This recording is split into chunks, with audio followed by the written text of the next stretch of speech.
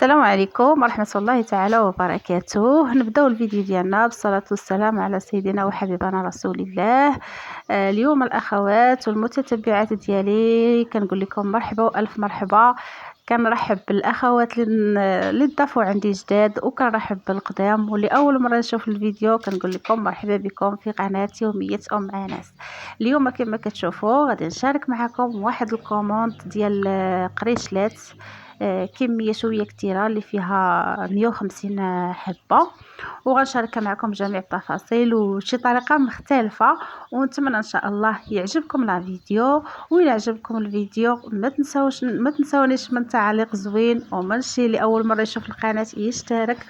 وإلا عجبكم المحتوى من طبيعه الحال وكنقول لكم مرحبا والف مرحبا، وخليكم مع الفيديو ومع المقادير ومع الطريقه ان شاء الله تكونوا تستافدوا. علاش لا؟ بالنسبه للاخوات اللي كيبغوا يخدموا من ديورهم، انا كنقول للاخوات اللي يعني جالسين في ديورهم وباغيين يخدموا، يعني ما يحتاجوش انهم يخرجوا حتى يقلبوا على خدمه على برا ولا شي حاجه.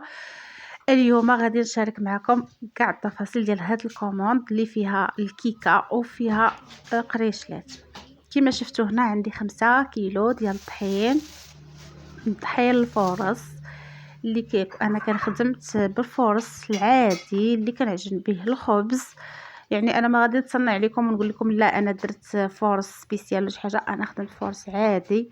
كما كتشوفوا هنا عندي الخميره، عندي 5 كيلو ديال هذا 5 كيلو ديال الطحين، وعندي هنايا اللبان، عندي الخميره الخبز، عندي الزبده كما كتشوفوا، عندي النافع، عندي هنا نيدو اللي صراحه كيجي واحد، يعني القريشلات ديالي انا مميزين. علاش؟ انني كنديرهم بواحد الطريقه اللي صراحه اللي كراهم كيعجبوا. ونيدو راه كيدير واحد البنه رائعه في القريشلات. وهاد القريشلات انا راني زايده عليهم اللبن اللي كما كتشوفوا راه يطرق لواحد شويه، اللي غنديرو كله في هاد العجينه ديال القريشلات اللي هاد الكوموند يعني هما ليها عزاز. ودرتها ليهم بحال انا اصلا ما كنخدمش بزاف، غير بحال هكا اللي بغى شي واحد شي حاجه، المهم اللي عارف شي حاجه راه اللي ضيق شي حاجه كيبغيها. المهم هنا كما شفتوا انا راه غادي ندير نعجنش ليه، ماشي جبلان، غير حبه حلاوه والنافع. هنا درت هاد الباكيه ديال النيدو كلها، وكان عندي واحد شويه ديال النيدو حتى هو غادي نزيدو، يعني كان باقي عندي، يعني ماشي ديال الساشيه.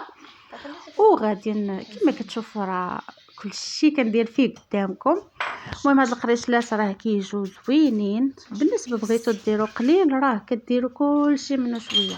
انا صراحه شحال من وحده كتطلبني على هاد القريشلات وكتقول لي ديريهم معايا. بالنسبه للناس اللي يعني واكلينهم عندي وعارفينهم كيقولوا لي علاش ما درتيش لينا قريشلات، علاش ما درتيش لنا قريشلات. ولكن ان شاء الله هاد المره غادي نشاركهم معكم بكميه قليله. انا هنا راني غندير واحد جوج ديال الفانيات وغادي معاكم بقاو معايا. ورا الفيديو ما طويلش بزاف، وان شاء الله غادي كنت صراحه كنت مخوفه انني عمرني ما عجنت هاد الكميه كلها. درت 4 الخمارات حمرين، درت 2 بيضين و4 حمرين. لو بغيتي ديري غير 2 ماشي مشكل، او 3، حيت الاساسي هو الخميره ديال العجينه، خميره معجونه. انا راه قلت غادي نعجن هاد الكميه قليل، غنعجنها على 2. قلت وغادي يعني غنغامر وغنعجنها وغنشوف شحال غتخرج ليا. المهم ملي درت 5 كيلو 5 كيلو ديال الطحين، وانا الكوموند عندي فيها 150 حبه، ولكن انا ما خرجش لي 150، خرجت لي اكثر من 150، خرجت لي صراحه خرجت لي 160. المهم انا راه ما حسبتش معكم الكيسان ديال الثاني، درت الاول والثاني والثالث الرابع، واقيلا خويتو الرابع.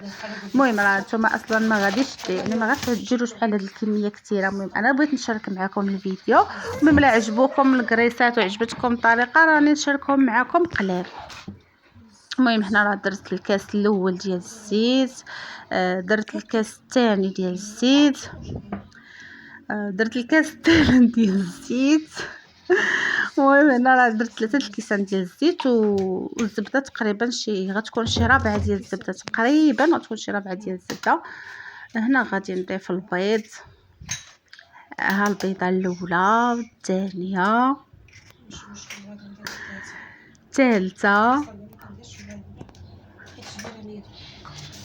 3 البيضات صافي بارك. والملحه ضروري، الملحه ضروري، شويه ديال الملحه.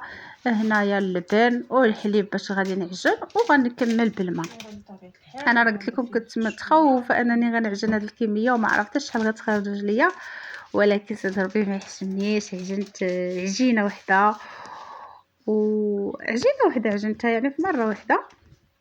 مع انا عندي الفران كبير وعندي الطاوات يعني كبار، ما غاديش ما بالنسبه شوفوا المهم انا راني عجنتها وكنخليها مطلوقه، وغادي نغطي عليها بواحد البلاستيكه ونخليها حتى تخمر وتذوبل. تخمرات وتذوبلات عاد نرجع ليها، حيت القريشلات دائما خاصكم تخلوهم يخمروا ويعاودوا. هنا راه غادي غنخوض الكيكه اللي بحجم كبير، درت فيها 5 البيضات بزاف البيضات، 2 ديال الزيت فوق 2 كيسان ديال الزيت اللي درت فيها. مع انا غير خففت باش ما يكونش الفيديو طويل. المهم انا راني غير شاركتها معكم ماشي غير نوريكم الطريقه ديال الكيكه. المهم درت 5 البيضات و2 كيسان ديال الزيت، وفيها 5 ديال الخمارات، يعني 5 ديال الخمارات، والفاني والحليب والسنيده، وغادي نديرها بالكاكاو وغادي نذوقها بهذا.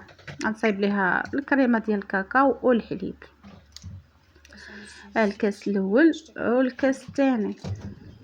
هاد الكيكه راها كبيره، يعني درتها في المول ديال الفران ديال الضو، يعني بالنسبه اللي عنده مول صغير راه ما تجيش في المول صغير.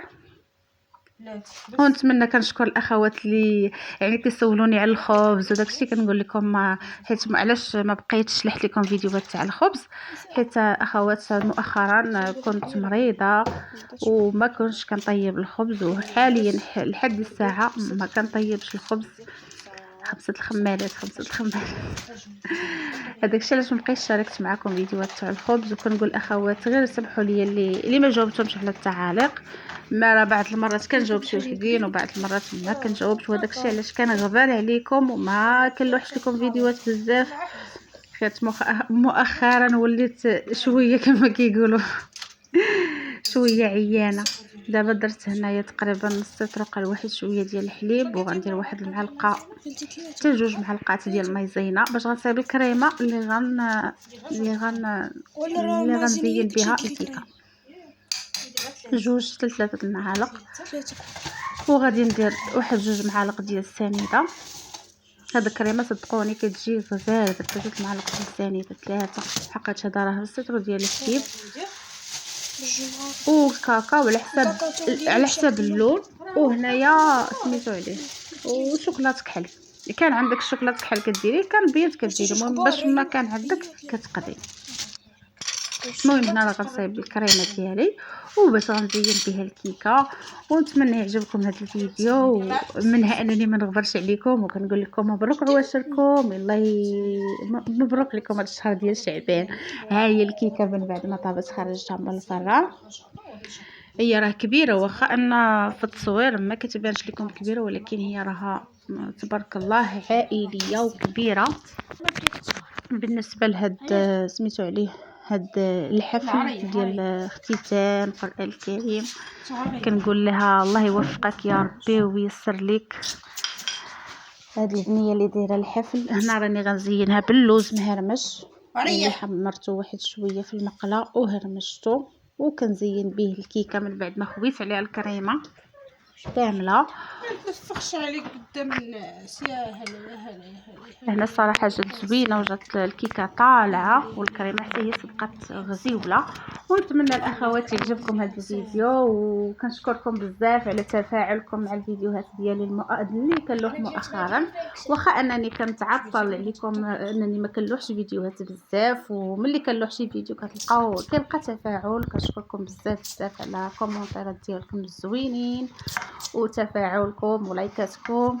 ونتمنى يا ربي حتى هذا الفيديو يلقى لقى استحسان ولقى اعجاب ديالكم يا ربي، ونتمنى نكون على حسن ظنكم، نكون كنلوح لكم شي حاجه اللي كتستافدوا منها وكتفيدكم، علاش لا. وان شاء الله هاد العواشر ان شاء الله راه كاين ان شاء الله شبكيه مخرقه، غير تابعوني كاين الخير جاي لقدام ان شاء الله. وغنشارك معكم بزاف د الحاجات. وهانتوما القريشلات ديالي بعد ما طابوا واستفتهم، راه هاد القريشلات راهم بدرهم الوحده، ودرهم الوحده فيهم 70 غرام. انني غادي نسيت انني ما جاوبتكمش، المهم فيهم 70 غرام في الوحده، وخرجوا ليا 160 5 كيلو، خرجت ليا 160 حبه. وكما شفتوا نجاو خفافين وزوينين، دهنتهم بالبيض من طبيعه الحال ورشيتهم بالجنجلان. وكانت هذا هو الشكل النهائي ديال الكيكه ديالي وديال القريشلات، او كنقولوا لهم حنا قريشلات او قريويصات بلديين باللبن والحليب ويعني ونيدو شي حاجه زوينه. وهذا هي الكميه ديالي ديال اليوم شاركتها معكم، ونتمنى يعجبكم الفيديو. وغنقول لكم تبقاو على خير وعواشركم مباركه، والله يوصلنا ويوصلكم لهذا الشهر الكريم، هذا شهر تعبان، ويوصلنا ويوصلكم على خير في شهر رمضان ان شاء الله. وتسناو ان شاء الله غادي نشارك معكم جميع الوصفات. وبسلام عليكم وتبقاو على خير.